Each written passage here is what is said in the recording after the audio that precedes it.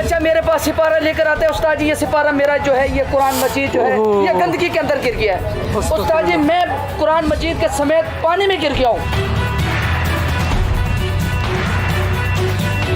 काश ये मेरा पैगाम उस मर्द कलंदर को भी मिलता, काश ये मेरा पैगाम उस आशिक रसूल को भी मिलता जो चंद माह पहले दुनिया से कूच कर गया, जिसने खत्म नबूवत पर चौकीदारी दी, जिसने खत्म नबूवत पर पहरा दिया, जिसने लाखों करोड़ों आशिकाने रसूल को ये सिखाया कि अदब क्या है, बेअदब कौन है और बाअदब कौन है। ये वीडियो पहले देखें आप। ये बच्चे सुबह सुबह मेरे पास कुरान मजीद सबक पढ़ने आते हैं। कोई बच्चा मेरे पास सिपारा लेकर आता है, उस्ताद जी ये सिपारा मेरा जो है ये कुरान मजीद जो है ये गंदगी के अंदर गिर गया है। उस्ताद जी मैं कुरान मजीद के समेत पानी में गिर गया हूँ। मैं फिर उस बच्चे को संभाल रहा होता हूँ और मैं कुरान मजीद को साफ कर रहा हूँ। अब ये बताएं ऐसी इंतज़ामिया के सामने मैं क्या बयान करूँ कि जिनके होते हुए कुरान मजीद जो है गंदगी के अंदर गिर रहे। मैं ऐसी इंतज़ामिया के सामने अपना माफ़ी ज़मीर कैसे बयान करूँ। उनके होते हुए नूरानी कायदे बच्चों के हाथ में नूरानी कायदे सिपारे और वो गंदे पानी में गिर रहे और वो टस से मस नहीं हो रहे।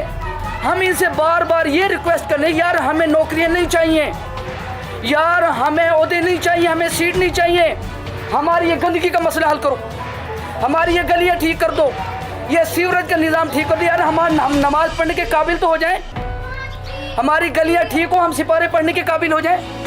ये बच्चे छोटे छोटे बच्चे मासूम ये कुरान पढ़ने से आजिज़ आए हुए हैं। कुरान घर से पढ़ने के लिए निकलते हैं, नाले में थोड़ी देर के बाद गिरे मिलते हैं। ये इनके अब्बू अम्मी बेचारे कपड़े चेंज करके इनको भेजते हैं, सिपारा हाथ में दे के भेजते हैं। कुछ देर के बाद जो है ये बच्चे सिपारा जो है वो गटर के अंदर और बच्चे भी गटर के अंदर।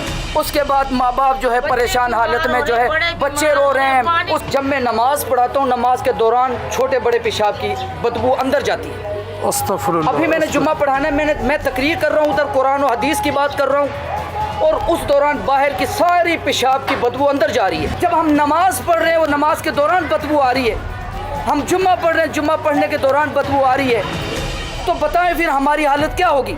शरीयत की कहती है जब आप पाकीज़ा हो क्या आप नमाज़ पढ़ सकते हैं, क्या आप मस्जिद में दाखिल हो सकते हैं, क्या आप कुरान शरीफ को हाथ लगा सकते हैं, क्या नूरानी कायदा पढ़ सकते हैं, क्या आप जनाब रसूल के सल्लल्लाहु अलैहि वसल्लम पर दरूद व सलाम भेज सकते हैं। इस पर शरीयत का क्या हुक्म है जब आपके पाँव में इर्द गिर्द पखाने लगे। बारे में फुकहा ये बयान करते हैं कि एक आदमी ऐसा जो नापाक है उसके कपड़ों के अंदर पखाना लगा हुआ है, छोटा बड़ा पेशाब लगा हुआ है, तो फुकहा उसके बारे में ये लिखते हैं कि वो मस्जिद के अंदर जो नमाज नहीं पढ़ सकता, जब तक अपने कपड़े पाक ना करे वो मस्जिद के अंदर दाखिल नहीं हो सकता, कुरान मजीद नहीं पढ़ सकता, वो सिपारा नहीं पढ़ सकता।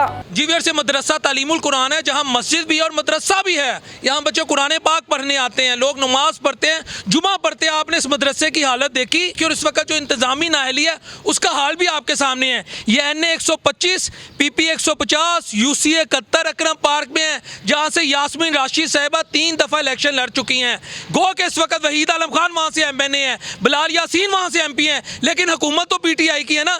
मस्जिद में जब गिलाजत जाती है, पखाना जाता है, फुजला जाता है, गंदे पहुंच जाते हैं, कुरान पाक गिरता है, तो यार क्या अल्लाह पाक की हम पे रहमत आएगी। मुझे सिर्फ इतना पता है, मैंने किसी फकीर से सुना था गुनाहगार मर जाना लेकिन गुस्ताख ना मरना। फिर हम कहते हैं यार अल्लाह ताला ने हमसे सब कुछ छीन लिया, महंगाई हो गई, बेरोजगारी हो गई, गुर्बत हो गई, लुटमार हो गई, पैसे लुट गए, बरकत नहीं पड़ती, बीमारी आ गई। तो यार जब इस तरह होगा, मस्जिद का एहतराम मलूज़ खातिर नहीं रखा जाएगा, मस्जिद के अंदर पखाने जाएंगे, नमाजियों की तादाद कम होगी, तो मुझे सिर्फ ये बताएं अल्लाह की बरकत कैसे आएगी। और ये लाहौर शहर है, ये बंद रोड वाली साइड है। खुदा का वास्ता तमाम इंतजामी जो ओहदेदारान हैं उनसे मैं ये खुदा का वास्ता देकर कहता हूँ इस मस्जिद को साफ करें।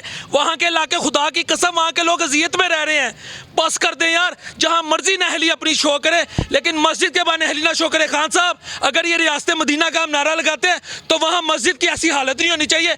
अब मैं आपको एक और बात बताऊँ, अगर ये मेरा पैगाम आज के रसूल तक पहुँचे, किसी इस्लाम को समझने वाले तक पहुँचेगा, लाखों लोगों तक हो सकता है पहुँचे। खुदा की कसम खाकर कहता हूँ कईयों के तो BP हाई हो जाएंगे। क्यों?